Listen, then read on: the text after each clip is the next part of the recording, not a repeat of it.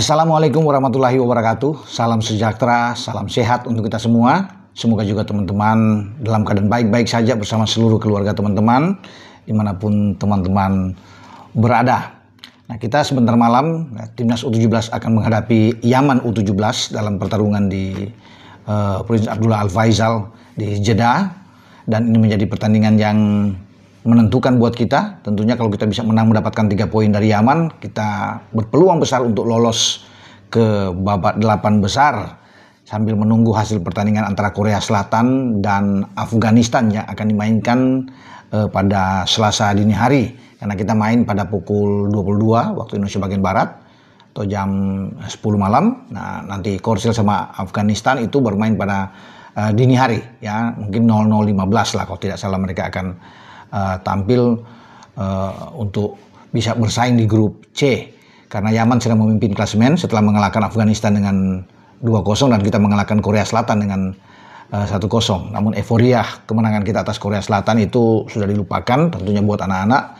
Coach Nova Arianto sudah mengatakan bahwa itu kita tinggalkan saja, fokus ke Yaman, dan ini penting karena pertandingan melawan Yaman kita menang dengan skor berapapun ini akan bagus buat kita tentunya, sehingga Yaman akan bertarung habis-habisan dengan Korsel dalam pertandingan terakhir. Akan berbahaya buat kita kalau kita sampai kalah melawan Yaman tentunya, karena Yaman juga pasti akan ingin memenangkan laga ya melawan Indonesia. Nah, semalam saya menghubungi Pak Manajer Timnas U17 yang biasa dipanggil dengan Pak Zaki untuk menanyakan kondisi terakhir dari anak-anak. Dia mengatakan anak-anak dalam kondisi baik, siap tempur menghadapi Yaman, dan semua percaya diri untuk menghadapi Yaman. Ini penting buat tim, karena bagaimanapun ya kalau kita tidak optimis, tidak percaya diri, akan sangat sulit untuk menghadapi Yaman, karena Pak Saki bilang Yaman juga tim yang bagus setelah melihat pertandingan mereka melawan Afghanistan dan mereka clean sheet dengan 2 gol yang dibuat oleh Muhammad Al-Garazi dan juga Al-Rawi ya saat itu. Nah, menghadapi Yaman pasti 2 pemain yang membuat gol itu tentunya akan menjadi perhatian utama, tapi tetap akan bermain secara kolektivitas yang tinggi ya, dengan starting 11 yang menurut Pak Saki ini akan dipertahankan oleh Coach Nova ya, apa yang kita dapatkan saat menghadapi Korea Selatan dan bisa menang dengan 1 gol lewat Evandra Frasta saat itu. Dan komposisi pemain itu pasti akan dipertahankan untuk menghadapi Yaman ya. Yaman tidak akan menganggap enteng Indonesia, demikian juga dengan kita tidak akan menganggap enteng Yaman. Ini akan fight habis-habisan bagi kedua tim yang ingin meraih 3 poin di grup C. Seru, tetapi tetap kita harus yakin ya, sebagai penggemar Timnas U17 juga ya, masyarakat Indonesia pasti akan berdoa, berharap bahwa kita bisa mendapat 3 poin melawan Yaman lewat perjuangan yang saya pikir memang tidak mudah. Kalau melihat mereka bisa menang dengan 2 gol tanpa balas melawan Afghanistan. Tapi yang penting bagi Pak Saki bilang, anak-anak sudah termotivasi. Ya, mereka ingin mengalahkan Yaman. Nah, itu penting teman-teman. Ketika mereka punya motivasi yang tinggi, mental mereka kuat, ya fokus.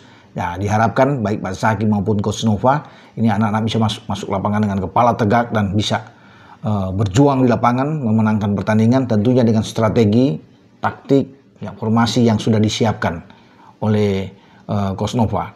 Sudah ada recovery sebelumnya dan kemarin sudah bicara dengan taktik strategi yang akan diterapkan khusus menghadapi Yaman. Nova juga tahu bahwa Yaman juga melihat ya tentunya rekaman video pertandingan kita dengan Korea Selatan dan mereka ingin bagaimana bisa mendapatkan poin penuh melawan kita. Nah, soal materi pemain, ya teman-teman kalau bisa melihat dari sini kita akan bermain kembali dengan 3-4-3. Itu Coach Nova sudah yakinkan sebagaimana kita mengalahkan Korea Selatan. Oke, 3-4-3 dengan penjaga gawang tentunya akan diambil oleh Dava Al-Ghazemi. Ya, sementara di belakang ada Muhammad Al-Ghazani, Putu Panji, dan Matthew Baker. Ini menjadi 3 pemain belakang yang sangat kuat tentunya setelah sulit ditembus oleh Korsel, dibombardir habis oleh Korsel sepanjang pertandingan. Tapi Putu Panji sebagai kapten ya, kemudian ada Al-Ghazani di sana kan, dan Baker bermain sangat baik untuk organisasi lini pertahanan kita sehingga tidak kebobolan. Kemudian kita masih punya pemain Fabio Askaryawan, ya ada Nasil Alvaro, Evandra Froasta, yang saya pikir ini pemain-pemain yang bagus juga untuk bisa bermain di posisi gelandang, yang dibantu dengan Daniel Alfredo.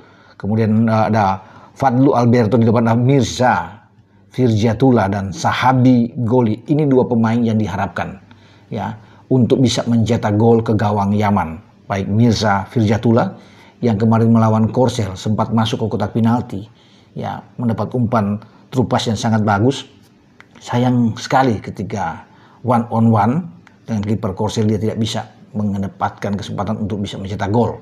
Ya, padahal itu momen yang paling bagus. Nah ini tidak boleh terulang lagi. Saya pikir soal finishing, pasti Coach Nova bisa tahu ini finishing dari anak-anak. Passing yang mungkin masih agak kurang ya, pasti akan ditingkatkan untuk pertandingan ini melawan Yaman, karena baik Mirza Firjatullah dan Sahabi Goli ini diharapkan sekali ya untuk bisa mencetak gol. Kalau kita bisa mencetak gol lebih awal ke gawang Yaman, tentunya ini yang bagus ya untuk bisa ya menggoyang konsentrasi pemain-pemain Yaman ya untuk bertarung dengan kita. Nah, Yaman sendiri yang dilatih oleh pelatih Zamer Muhammad akan bermain dengan pola 4-1-4-1. Mereka akan bermain, saya pikir dengan kemungkinan ini tidak akan berubah juga saat mereka menghadapi Afghanistan kemarin.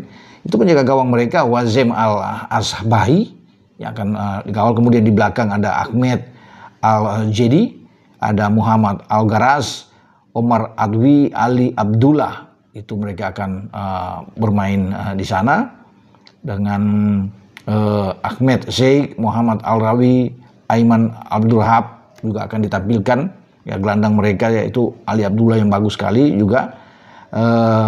Di depan mereka akan mengandalkan saya pikir dengan Ahmed Said, Ali Daleo dan Karim Abdul Katif.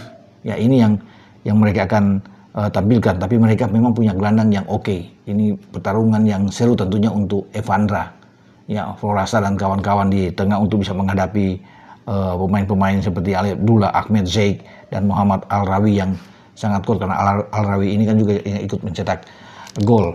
Ya, tapi tetap anak-anak harus yakin untuk laga ini karena ini penting buat kita untuk bisa langsung lolos ke 8 besar, karena setiap tim yang maju ke 8 besar itu sudah pasti ikut Piala Dunia di Qatar. Ya, Piala Dunia U17. Sementara kabar terakhir dari tetangga kita Thailand sudah mengubur impian mereka untuk bisa lolos ke Piala Dunia karena kalah lawan Arab dengan 1-3. Dan mengulangi mereka ketika dipukul oleh Uzbek dengan 1-4, sehingga mereka dengan 2 kekalahan mereka itu sangat sulit di fase grup, sehingga mereka harus bisa melupakan untuk bisa bermimpi hadir di Piala Dunia.